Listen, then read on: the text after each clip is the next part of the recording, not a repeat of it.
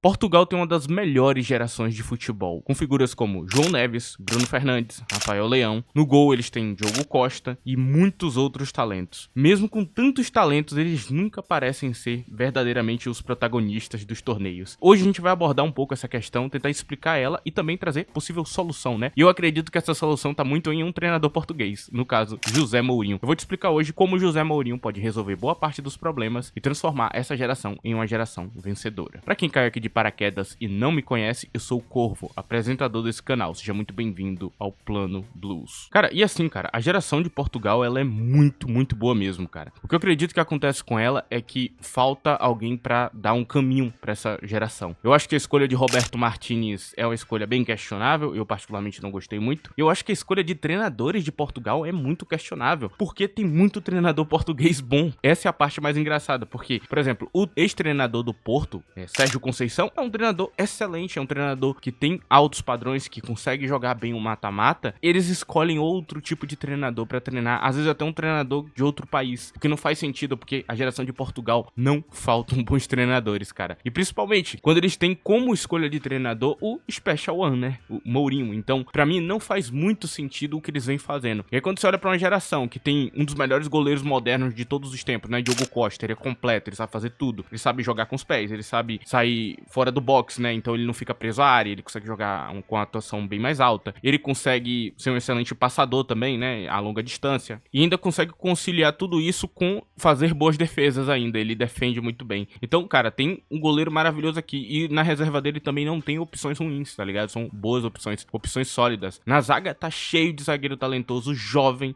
e vários zagueiros experientes de boa qualidade, cara. Que às vezes estão jogando em um time aleatório ali, mas é um excelente jogador. Um caso que eu cito aqui é Diogo Leite, que joga no União Berlim. Ele é um jogador muito bom, cara. Quem já viu jogos ali do União Berlim, já viu ele jogando, sabe que ele joga bem, tá ligado? É um jogador que pode estar de fora em alguns ciclos, mas que poderia estar jogando também por Portugal. Isso segue pra todos os lados, cara. Na lateral, mano, tem tantas opções pra lateral. Você pode usar um lateral muito defensivo, que eles têm opções pra poder marcar de maneira mais acirrada alguém. Se você quiser usar um lateral mais ofensivo, tem. Se você quiser usar um ala na lateral, tem opções que encaixam na ala também. Tem laterais mais ofensivos pra fazer essa função de quase ponta. Então, cara, Portugal não faltam talentos. E tem seleções, por exemplo, como a brasileira, que às vezes falta lateral defensivo. Não tem. Todo lateral quer ser o protagonista, todo lateral quer ser ofensivo. Tem muito lateral ofensivo, pouco lateral defensivo. Às vezes tem muito zagueiro com qualidades técnicas muito acima da média, mas aí falta um zagueiro que sabe se posicionar realmente muito bem dentro da seleção brasileira. E um zagueiro que não deixa a desejar nessa parte, né? Que tem um posicionamento excelente, que seja aquele zagueiro central de qualidade. Então, quando a gente olha pra geração de Portugal, é uma geração muito completa, cara. Na volância tem diversas opções defensivas, diversas opções com extrema criatividade, né? Uma disputa onde você pode colocar Bruno Fernandes, Vitinha, Bernardo Silva pra ser esse volante mais criativo, quase que uma figura que vai controlar o jogo de maneira cerebral. Eles são volantes cerebrais, né? São meias cerebrais do meio de campo. É incrível. Então, geração de Portugal não faltam talentos. E aí na ponta também, cara, você tem um monte de jogador bom, cara. Você tem pelo menos 3, 4 disputas em cada ponta. Você pode usar essas figuras também mais por dentro do campo em alguns momentos. Você também tem jovens talentos que estão começando a surgir agora, como Giovanni Kenda, que tem um alto potencial pra lá futuramente já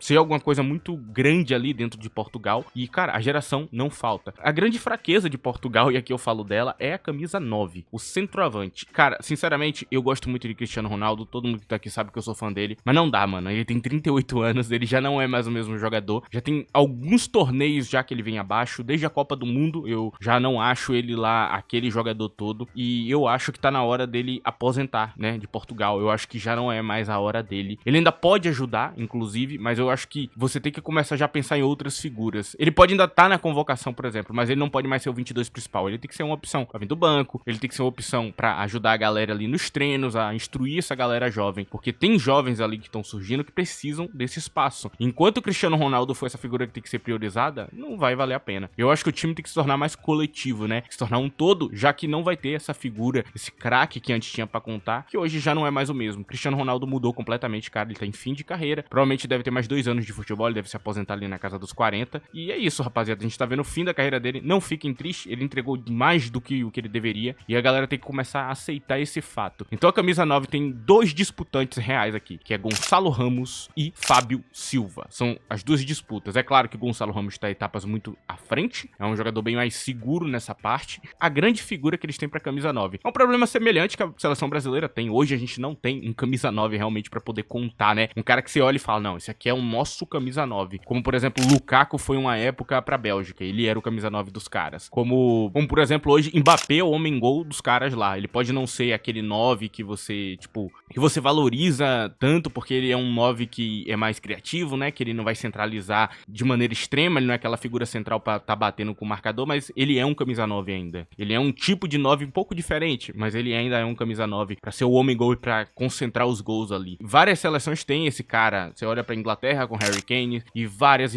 com vários jogadores diferentes. A gente não tem, Portugal também não. Portugal tem um jogador que é produtivo, né? Gonçalo Ramos é um jogador que vai ser uma figura mais equilibrada, que vai equilibrar melhor o campo. Então, ele é uma figura pra ser utilizada de outra maneira. E aqui a gente fala um pouquinho sobre Mourinho, cara. O que Mourinho pode fazer com essa seleção? Cara, é uma coisa muito engraçada sobre Mourinho, que sempre tem alguém pra falar que ele tá ultrapassado e tudo mais. É muito engraçado, né? Na maior parte do tempo, ninguém tem argumento nenhum pra falar sobre isso. Ninguém olha de maneira tática pra falar porque os padrões dele estão ultrapassados. De fato, não estão, ok? Ele ainda é um treinador que eu considero, pelo menos, o futebol dele moderno. Ele se atualizou com o tempo, ele não ficou no passado. E o que Mourinho hoje ele faz quando ele vai pra um clube, quando ele vai treinar algum time, ele olha os jogadores, ele olha quem tem a melhor capacidade e principalmente quem oscila menos, quem tem mais capacidade de manter um padrão ali em campo. Então, ele, mesmo que tenha um jogador que possa ser mais talentoso, ele vai dar prioridade ao jogador que oscila menos. E ele vai dar prioridade ao jogador que tem protagonismo nos jogos grandes, o cara que consegue crescer. Então, às vezes, você pode achar que vai ficar algum jogador de fora e realmente vai porque esse cara talvez seja inconsistente. E uma coisa que o Mourinho faz é pegar esse jogador e tentar achar a melhor posição dele. Então, se olha o que ele fez ali dentro do Fenerbahçe, por exemplo, agora. Ele começa com uma formação, deu muito errado, deu errado, mudou um pouquinho a formação, foi mudando.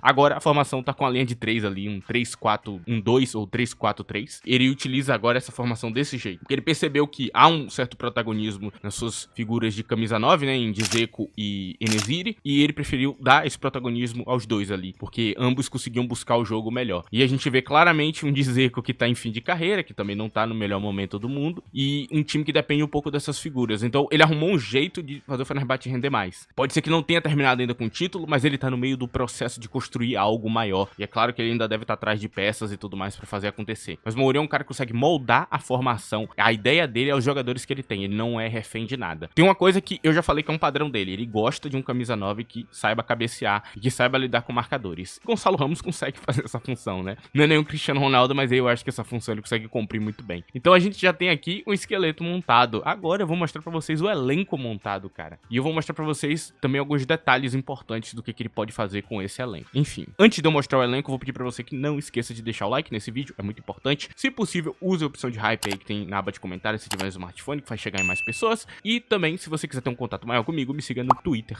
@ddcorvo, vai estar aí na tela. Normalmente eu comento o futebol lá diariamente, né? As coisas que acontecem no futebol, as notícias que estão saindo lá, da maneira mais rápida eu comento lá. Se você quiser ter esse contato maior, me segue lá, mano. É isso, agora vamos pro elenco. Bom, cara, aqui a gente já tem os jogadores, sim, tem uma galera que vai ficar de fora. Fique à vontade pra ir na aba de comentários e comentar esses nomes, ok? Tenha calma, se eu deixar algum jogador que você gosta de fora. Bom, vamos começar isso aqui. Eu vou explicar mais pra frente o que Mourinho faz em campo atualmente com essa formação e como é que ela funciona, mas primeiro eu vou falar dos jogadores. No gol nós temos Diogo Costa e Rui Silva. Acho que é modificado. Diogo Costa, pra mim, o melhor goleiro português em atividade. Rui Silva tá na crescente e José Sá do Wolves tá em uma queda de rendimento, né? Então eu daria prioridade mais a Rui Silva, que tá num momento muito bom. Como zagueiro central nós temos Rubem Dias e Renato Veiga. Sim, Renato Veiga do Chelsea, ele mesmo. É um jogador que pra mim pode ser um gigantesco zagueiro central no futuro. Atualmente ele tem sido convocado e jogado nessa posição. Então, é um jogador interessante aí. Nós temos na direita Tomás Araújo e Antônio Silva. E na esquerda Gonçalo Inácio e Diogo Leite. Aqui é uma coisa interessante se falar, né? Por que eu dei prioridade a Tomás Araújo, sendo que anteriormente eu falei que eu prefiro Antônio Silva. E eu ainda prefiro Antônio Silva como zagueiro central. No lado de campo, eu acho que Tomás Araújo traz uma criatividade, um poder pra desbloquear uma linha de marcação um pouco melhor. Inclusive, eu acho que Tomás Araújo tem uma pegada quase que de lateral, ok? Ele não parece tanto um zagueiro. Então, você precisa de figuras mais fortes. Se fosse uma dupla de zaga, eu acho que eu daria prioridade a Antônio Silva e não Tomás Araújo. Mas como é um trio que diminui um pouco o nível de marcação de cada um, porque tem um trio ali, eu vou dar essa prioridade a ele. Nós temos no meio de campo Bruno Fernandes e Vitinha, sendo as figuras criativas, o cérebro do time, e João Neves e Rubem Neves na reserva dele. Eu sei, Palhinha podia estar aqui, eu sei que muita gente gosta dele, mas eu prefiro Rubem Neves. Eu acho que o Rubem Neves traz um equilíbrio melhor como jogador e pode ser mais criativo que Palhinha, que é mais defensivo, né? E João Neves, não tem o que falar, ele é um dos melhores volantes do mundo, cara. É um cara que, pra mim, daqui a pouco ele vai estar disputando com o Rodri ali, a posição de primeiro volante. Eu acho ele incrível, assim, ele faz tudo. Ele é um volante, assim, de nível absurdo, cara, absurdo, assim, surreal que ele é como jogador. E eu acho que a tendência dele é só crescer. E, inclusive, Portugal vai depender um pouco dele, né? Porque sem ele em campo vai mudar muito a dinâmica do meio de campo. Porque ele consegue fazer tudo, né? Ele consegue criar extremo, defender extremo, atacar também, né? Ele é uma figura ofensivamente muito perigosa. Então, ele é incrível. Pra um volante, ele é totalmente fora da curva. O Rubem Neves também é um cara mais equilibrado, né? Mas não tem o nível de João Neves no meu ponto de vista. Na ala do campo, nós temos Rafael Guerreiro com Francisco Conceição. Eu sei, Francisco Conceição não é um ala, ele é um ponta, mas ele pode fazer ala. Nós temos na esquerda Nuno Mendes e Diogo Moreira. Sim, Diogo Moreira, que passou pelo Chelsea, atualmente tá no Estrasburgo, tá sendo uma excelente ala, né? Uma figura que joga na ala do campo, realmente sendo a figura incisiva, perigosa, que vira um ponta na fase de ataque. Eu dei prioridade a ele. Bom, cara, no trio de ataque aqui a gente tem na direita Trincão e Bernardo Silva, na esquerda Rafael Leão e Diogo Jota, e na centralização, no centroavante, nós temos Gonçalo Ramos e Fábio Silva. Pra mim, Fábio Silva, ele é o futuro de Portugal. Eu vejo muito talento nele, assim, ele parece realmente ser um 9 que vai ter muita qualidade lá na frente, mas hoje ele ainda não é tão bom, e Gonçalo Ramos pra mim tá pronto. Ele é um 9 produtivo e muito bom, só que ele não é nenhum craque, ele não é nenhuma solução. Acho que a galera exagerou muito o Gonçalo Ramos desde aquele hat-trick que ele fez na Copa do Mundo, né? E eu particularmente nunca comprei esse hype, eu acho que ele é um jogador produtivo no máximo.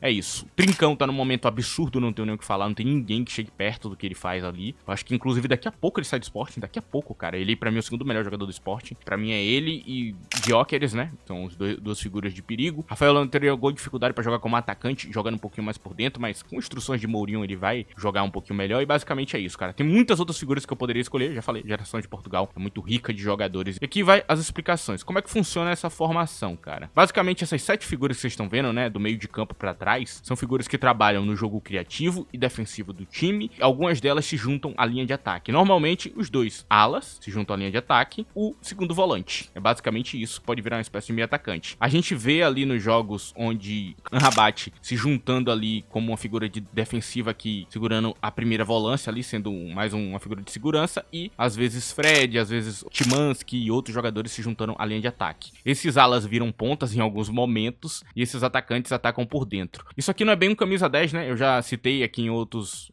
elencos que eu montei que o cara atua como camisa 10. Ele não atua como camisa 10. Ele atua como atacante mesmo, ok? Isso aqui é muito engraçado da formação dele. É como se ele rodasse com 3 centroavantes, né? A formação. Então, basicamente, todo esse time trabalha pra fazer a bola chegar nessas 3 figuras que vão centralizar os gols. E uma coisa que ele faz muito, congestionar um lado de campo, né? É fazer com que um lado de campo fique muito congestionado pra você inverter a bola pra o atacante, ou o atacante até comer por dentro pra puxar a marcação e fazer com que um ala pare aqui sozinho na cara do gol e finalize pra fazer o gol, cara. Então é uma estratégia muito interessante que ele tem utilizado ali e que pra mim é algo que pode ser também utilizado em Portugal muito bem, cara. E aí o grande trabalho de Mourinho pra transformar esses jogadores é trazer a confiança que falta nesses jogadores, né? É uma coisa que tá muito em falta aqui. E principalmente tirar o melhor deles, fazer a melhor versão desses jogadores. Eu acho que o Mourinho é perfeito pra fazer com que Rafael Leão seja menos limitado, né? Que ele consiga jogar mais posições, que ele consiga ser uma figura de centralização, quem sabe até jogar como camisa 9 em algum momento, ser o 9 de Portugal. É um jogador que tem potencial pra isso, mas que parece não querer explorar. E Mourinho pode ensinar essa parte pra ele, assim como pode ensinar diversas coisas pra esses jogadores. É um treinador que é muito bom em desenvolver o jogador, né? Desenvolver a melhor versão do jogador. Ele não é tão bom com jovem,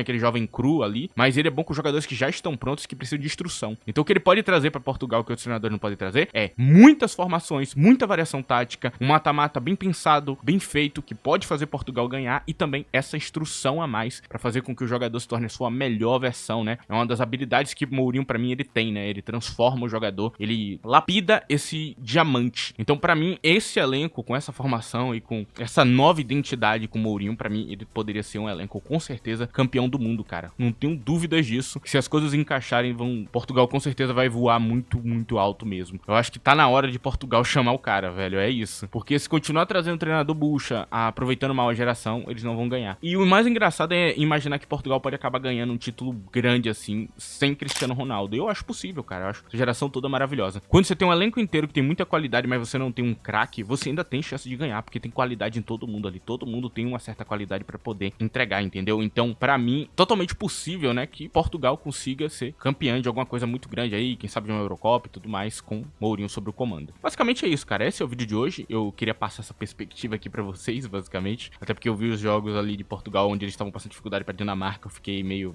que é isso, cara? Enfim, esse é o vídeo de hoje. Espero que vocês tenham gostado. Agradeço a você que chegou até aqui, que assistiu o vídeo inteiro, que deixou o like, que hypou o vídeo. Muito obrigado a sua presença. Você que tenta ajudar esse canal a ir mais longe. É isso, rapaziada. Tchau.